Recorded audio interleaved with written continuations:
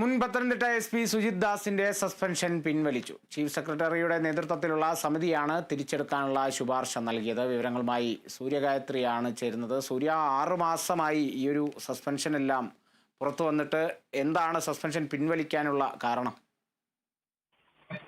അതായത് ഈ സുജിത് ദാസിനെതിരെ നടക്കുന്ന അന്വേഷണങ്ങളൊക്കെ തന്നെ അന്തിമഘട്ടത്തിലാണ് എന്നുള്ളതിന്റെ പശ്ചാത്തലത്തിലാണ് സസ്പെൻഷൻ പിൻവലിച്ചുകൊണ്ടുള്ള നടപടിക്ക് സർക്കാർ ഇപ്പോൾ തീരുമാനിച്ചിരിക്കുന്നത്. ഒരു സിവിൽ സർവീസ് ഉദ്യോഗസ്ഥനെ 6 മാസത്തിലധികം അത്തരത്തിൽ കാരണം കൂടാതെ സസ്പെൻഷനിൽ ഇരുത്താൻ കഴിയില്ല എന്നുള്ള നിർദ്ദേശത്തിന്റെ അടിസ്ഥാനത്തിലാണ് ചീഫ് സെക്രട്ടറിയുടെ നേതൃത്വത്തിലുള്ള സമിതി തിരിച്ചെടുക്കാനുള്ള ശുപാർശ അത് മുഖ്യമന്ത്രിക്ക് നൽകുകയും മുഖ്യമന്ത്രി അത് അംഗീകരിക്കുകയും ചെയ്തത്. PV അൻവർ ഉന്നയിച്ച ആരോപണങ്ങൾക്ക് പിന്നാലെയാണ് SP സുജിത് ദാസിന് സസ്പെൻഷൻ ഉണ്ടായത്.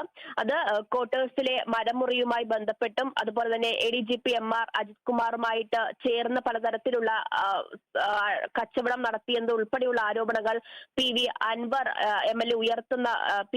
ഉയർത്തുന്ന ഒരു സാഹചര്യം ഉണ്ടായിരുന്നു. ആ സാഹചര്യത്തിലാണ് ഈ സുജിത് ദാസിനെതിരെയുള്ള തരത്തിലൊരു നടപടി ഉണ്ടായത് എന്നുള്ളതാണ് ഏറ്റവും പ്രധാനപ്പെട്ട കാര്യം. ആദ്യം ഈ ആരോപണങ്ങൾ ഉന്നയിച്ചു തുടങ്ങുന്ന സമയത്ത് PV അൻവർ പുറത്തുവിട്ട ഒരു ഓഡിയോ ഉണ്ടായിരുന്നു. ആ ഓഡിയോ SP സുജിത് ദാസുമായിട്ട് അൻവർ സംസാരിക്കുന്ന ഒരു ഓഡിയോ ആയിരുന്നു. ആ ഓഡിയോയിൽ മുഖ്യമന്ത്രിയുടെ ഓഫീസിനെയും അതുപോലെ തന്നെ ADGP MR അജിത് കുമാറിനെയും അടക്കം വലിയ രൂക്ഷമായിട്ട് ആക്ഷേപിക്കുന്ന ഓഡിയോയാണ് പുറത്തുവിട്ടിട്ടുണ്ടായിരുന്നത്. അതിന്റെ പശ്ചാത്തലത്തിലാണ് ഇത്തരത്തിലൊരു നടപടി SP സുജിത് ദാസിന് നേരിടേണ്ടതായിട്ട് വന്നിട്ടുണ്ടായിരുന്നത്. ഈ വിജിലൻസ് അന്വേഷണം ഈ മരമുറിയുമായി ബന്ധപ്പെട്ടുള്ള കേസിൽ അന്തിമഘട്ടത്തിലാണ് എന്നുള്ളതാണ്. അത് കൂടാതെ ഇത്തരത്തിലൊരു ഓഡിയോ അയച്ചതും അതിൽ പറയുന്ന കാര്യങ്ങളുമായി ബന്ധപ്പെട്ടുള്ള ഒരു വകുപ്പ് തല അന്വേഷണം IG ശ്യാം സുന്ദറിന്റെ നേതൃത്വത്തിലും നടക്കുന്നുണ്ട്.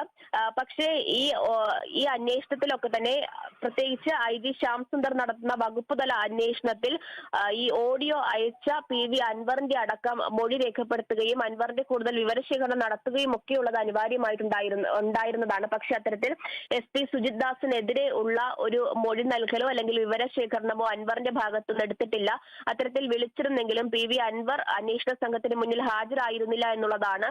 അതിന്റെ പശ്ചാത്തലത്തിൽ അന്വേഷണമൊക്കെ അന്തിമഘട്ടത്തിൽ നടക്കുകയും അത്തരത്തിലുള്ള കുറ്റം സുജിത് ദാസിനെതിരെ തെളിയിക്കാൻ കഴിയാത്തയും ഒരു സാഹചര്യം നിലനിൽക്കുന്ന പശ്ചാത്തലത്തിലാണ് സുജിത് ദാസിന്റെ സസ്പെൻഷൻ പിൻവലിച്ച് വീണ്ടും ജോലിയിലേക്ക് പ്രവേശിക്കുന്നതിന് വേണ്ടിയുള്ള നടപടികൾ സർക്കാർ എടുത്തിട്ടുള്ളത് എന്നുള്ളതാണ് ഏറ്റവും പ്രധാനപ്പെട്ട കാര്യം. സസ്പെൻഷനുമായി ബന്ധപ്പെട്ട 6 മാസത്തെ റിവ്യൂ കമ്മിറ്റി ചേർന്നിട്ടുണ്ടായിരുന്നു. അന്വേഷണമൊക്കെ അന്തിമഘട്ടത്തിലാണ്. സസ്പെൻഷൻ ദീർഘിപ്പിക്കാനുള്ള ഒരു കാരണവും ഇല്ല എന്നുള്ള നിർദ്ദേശത്തിന്റെ അടിസ്ഥാനത്തിലാണ് സസ്പെൻഷൻ പിൻവലിച്ചുകൊണ്ടുള്ള നടപടി ഇപ്പോൾ എടുത്തിരിക്കുന്നത്.